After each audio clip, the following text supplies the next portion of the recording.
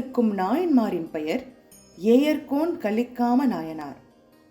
திருமங்கலம் என்னும் வளமையான சோழ நாட்டைச் சேர்ந்தவர் ஏயர்கோன் கலிக்காம நாயனார். இந்நகரம் கைலாசத்தை போன்று இருக்குமாம். பசுமை எழில் பொங்க சுற்றிலும் அழகும் வளமும் பொருந்தி இருக்கும் இவ்விடம். ஏயர்கோன் கலிக்காம நாயனார் மானங்கச்சார நாயனாரின் மகளை மனம் புரிந்து கொண்டு நல்லறம் நடத்தி வந்தார். இவர் அன்பிலும் சிவபக்தியிலும் சிறந்து விளங்கினார்.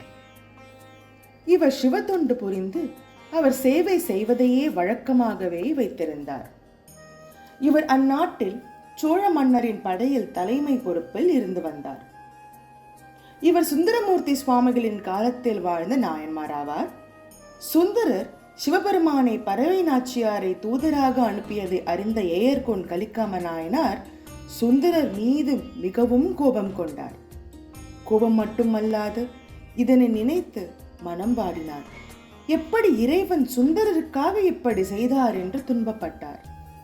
இதனை அறிந்த சுந்தரமூர்த்தி சுவாமிகள் மனம் வருந்தி ஈசனிடம் சென்று இதனை தாங்கள் தீர்த்து வைக்க வேண்டும் என்று கேட்டுக்கொண்டார். சுந்தரமூர்த்தி சுவாமிகள் ஈசனின் பிம்பம். இவர் தொண்டர்களின் சிறப்பை பாடுவதற்காகவே அவதரித்தவர். ஏயர்கோன் கலிக்காம நாயனாருக்கு இவை ஏதும் அறியாது சுந்தரர் மீது கோபம் கொண்டார். இவை அனைத்தையும் அறிந்த சிவபெருமான் ஏயர்கோன் கலிக்காம நாயனாருக்கு கொடிய சூளை நோயை கொடுத்தார். சிவபெருமான் கலிக்காமரின் கனவில் வந்து இந்த சூளை நோயை சுந்தரர் வந்து உமக்கு திருநீற்றளித்தால் மட்டுமே குணமாகும் என்று கூற, இறைவனையே தூதராக அனுப்பிய சுந்தரர் வந்துதான் எனது நோயை தீர்க்க வேண்டுமென்றால் இந்நோய் தீராமலே போகட்டும் என்று மறுத்துவிட்டார்.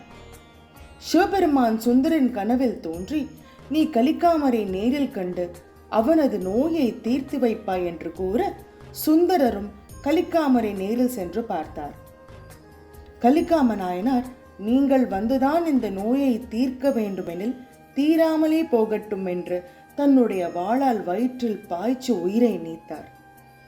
இதனை கண்ட சுந்தரர் மனம் வாடி தன்னுடைய உயிரையும் நீக்க எண்ணி வாளை உருவினார்.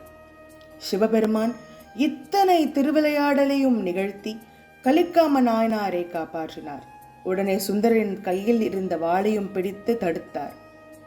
சுந்தரரும் ஏயர்கோன் கலிக்காம நாயனாரும் ஒருவரை ஒருவர் ஆற தழுவி கொண்டனர். மீண்டும் மீண்டும் நாயன்மார்களின் வரலாற்றை நான் படிக்கும் பொழுதும் சரி, தங்களுக்காக நான் கூறும் பொழுதும் சரி, இறைவன் நம்மை கைவிட மாட்டார். எவ்வளவு துன்பம் நேர்ந்தாலும் இறைவா என்னை நீ காப்பாற்று என்று கூறி வேண்டினால் அடுத்த நொடியே நம் கண்முன்னே வந்து நம்மை காத்தருள்வார். தென்னாட்டுடைய சிவனே போற்றி, எந்நாட்டவர்க்கும் இறைவா போற்றி.